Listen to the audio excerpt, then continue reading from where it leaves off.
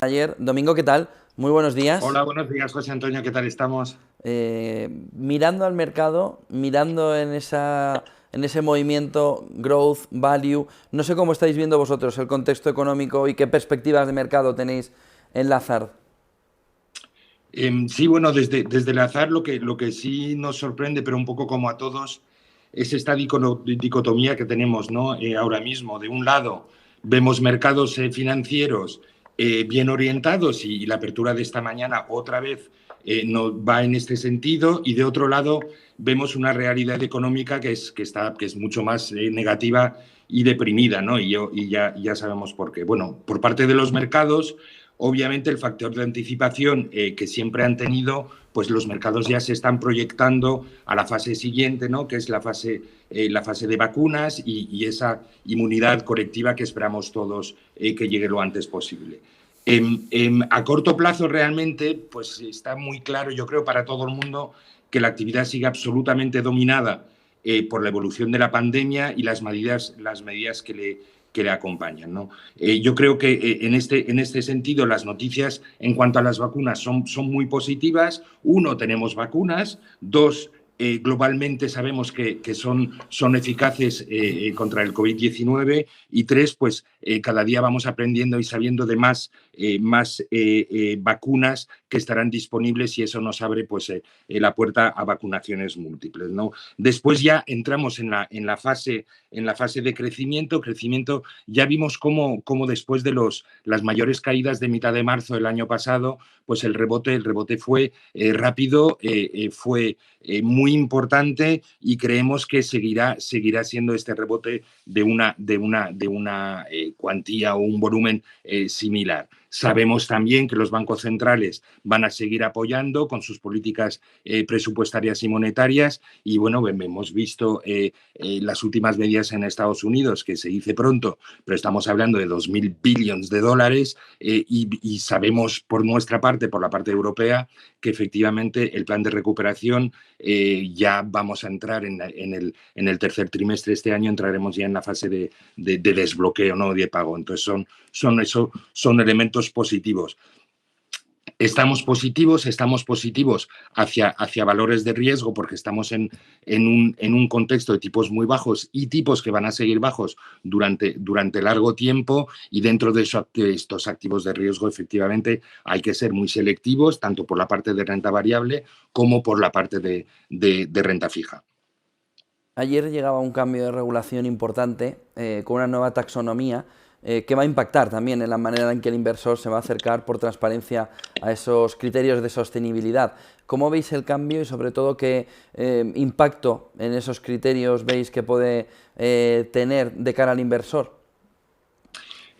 Nosotros lo vemos, es un panorama muy, muy, muy alentador, ¿no? O sea, nosotros personalmente desde el azar hemos pasado de ser desde el loco de la colina hace más de 20 años, cuando clamábamos en la integración de criterios extrafinancieros dentro de los procesos de gestión, análisis y selección de empresas. Y ahora desde ayer, este famoso reglamento sobre divulgación de las finanzas sostenibles, pues ya nos ha dado este carácter obligatorio a las gestoras en cuanto al cumplimiento regulatorio que tenemos que hacer, ¿no? O sea, de lo que se trata aquí es fomentar una mayor transparencia, de modo que el inversor y los participantes en los mercados financieros en general integren sus decisiones y sus recomendaciones estos factores de sostenibilidad. Y sobre todo, que esta divulgación de la información sea una divulgación homogénea y entendible para todos los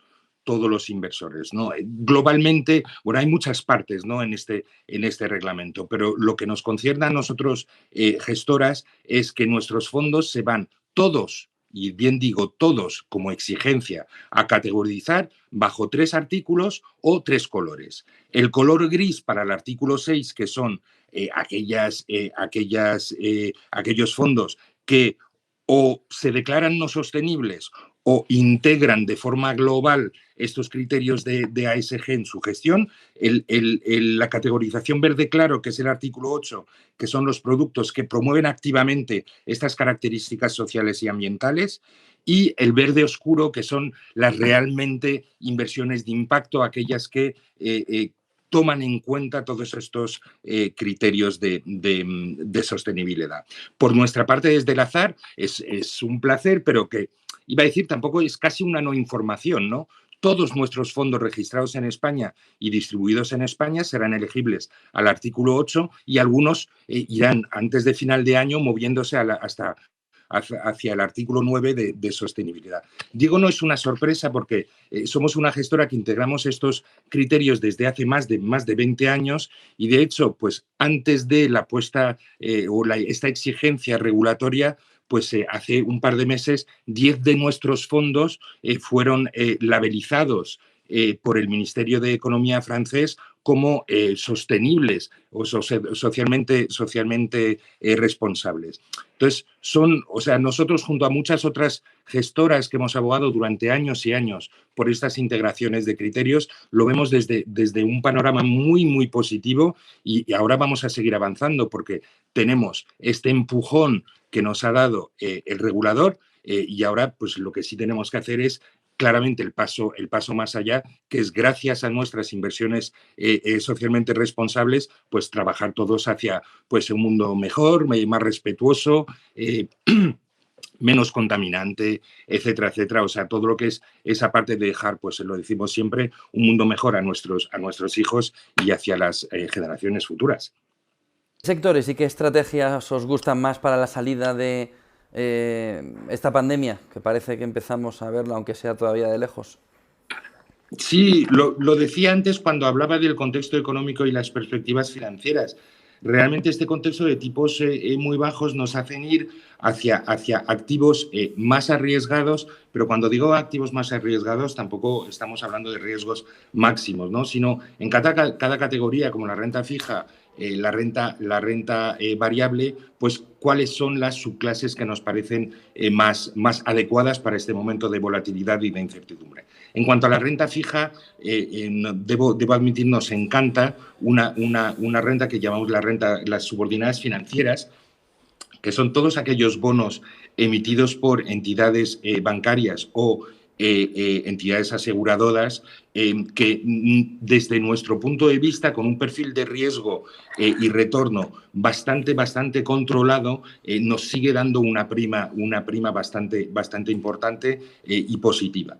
Lo que sí hemos visto es que efectivamente, gracias a las subordinadas financieras, podemos seguir invirtiendo en el universo de grado de inversión con duraciones y vencimientos que no dejan de ser cortos gracias a los calls y nos podemos beneficiar de mayores diferenciales en cuanto a rentabilidades.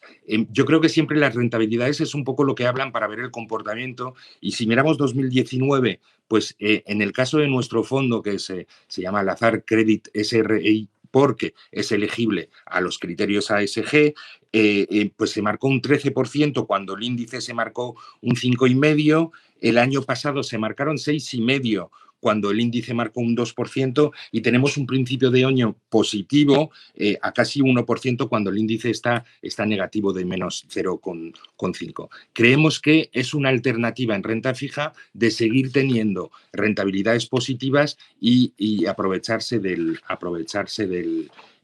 tirón que estamos viendo este año. Eso sería por la parte de renta fija una primera idea. Una segunda idea que sería pues lo que llamamos la categoría intermedia, ¿no? O sea, es un activo financiero que son los bonos convertibles que están a mitad de camino entre la renta fija y la renta variable. ¿Qué quiero decir con eso? Los bonos convertibles tienen un perfil de bonos, tienen un vencimiento, tienen un cupón, pero además tienen una opción de canjear los títulos por acciones, ¿no? Con lo cual es lo que llamamos un activo asimétrico que puede proteger el capital comportándose como un bono cuando los mercados de renta variable caen y participar al alza de los mercados cuando estos mercados van subiendo. Y 2020, con lo que nos ha pasado desde el mes de marzo, ha sido el año clave para ver que esta teoría del funcionamiento de los bonos económicos se había convertido en realidad. Y globalmente, otra vez, si tendría que ilustrarlo por rentabilidades, pues hemos visto a final de año, gestionando bien la sensibilidad de las acciones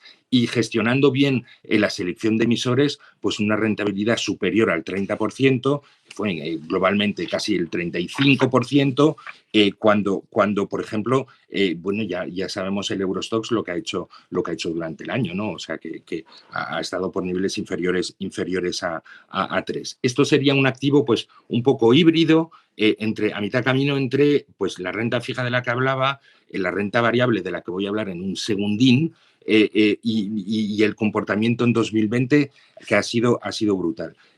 Un matiz en los bonos convertibles, porque precisamente la situación pandémica del año pasado ha abierto una estrategia en convertible que es muy interesante, que es la estrategia de recuperación. Dentro de estos emisores hay muchos emisores con fundamentales muy sólidos, pero que han sufrido bastante y bastante más que otras empresas en este año pasado. Y esperamos que en estos 2 o 3 años estas empresas reboten más fuertemente que las demás. Y entonces, pues hay ahí en el sector de recuperación de bonos convertibles una clase de activo que mirar atentamente. Y ya para terminar, te diría la renta variable, claro, la renta variable europea y emergente son las que más nos gustan de cara a los próximos 12 meses, pero en la renta variable europea tenemos nuestra corazonada, y nuestra corazonada va hacia las pequeñas capitalizaciones.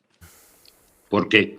Pues porque las pequeñas capitalizaciones empezaron el año pasado a rebotar más tarde que las grandes capitalizaciones empezaron en el verano, pero sabemos históricamente que en principio el comportamiento de las pequeñas capitalizaciones es mejor en fases posteriores a una recesión que la recesión que hemos conocido el año que viene. Históricamente nos suelen decir que las pequeñas capitalizaciones superan 7 puntos las grandes el primer año después de la recesión y 3 puntos los 3 años siguientes. Con lo cual, seguimos pensando que es una clase de activo muy, muy, muy interesante y mirar desde muy cerca.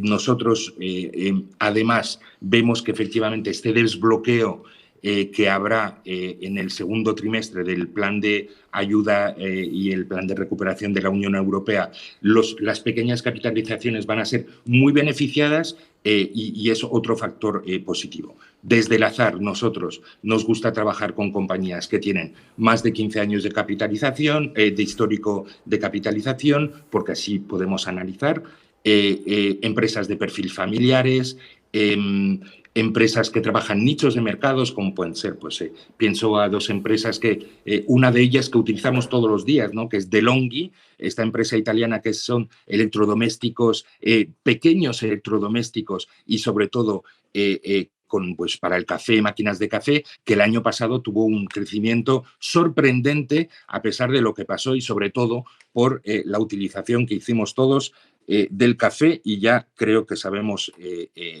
por qué. Realmente terminar también diciendo, bueno, pues ¿cómo se ha plasmado esto en 2020? Pues la rentabilidad, por lo menos, del fondo que gestionamos nosotros, que también está bajo paraguas ASG SRI, pues en 2020 se apuntó un 6,5, un poco de un 6,5, cuando el Eurostoxx, las grandes capitalizaciones, apuntaron 2, y 2021 está empezando muy fuerte porque ya se apuntan 9 cuando el Eurostoxx está 3 puntos por debajo. Estos serían un poco las ideas ahora mismo en función del contexto. Lo que sí solemos decir siempre, que recordemos bien los horizontes de inversión que recomendamos desde las gestoras, que son pues 3 años para la renta fija y 5 años para la renta variable. Muchísimas gracias, Domingo Torres, director para España, Portugal y Andorra de Lazard Funds Manager. Gracias. Buen día y buen negocio, Domingo. Muchísimas gracias. Buen día a vosotros todos. Adiós.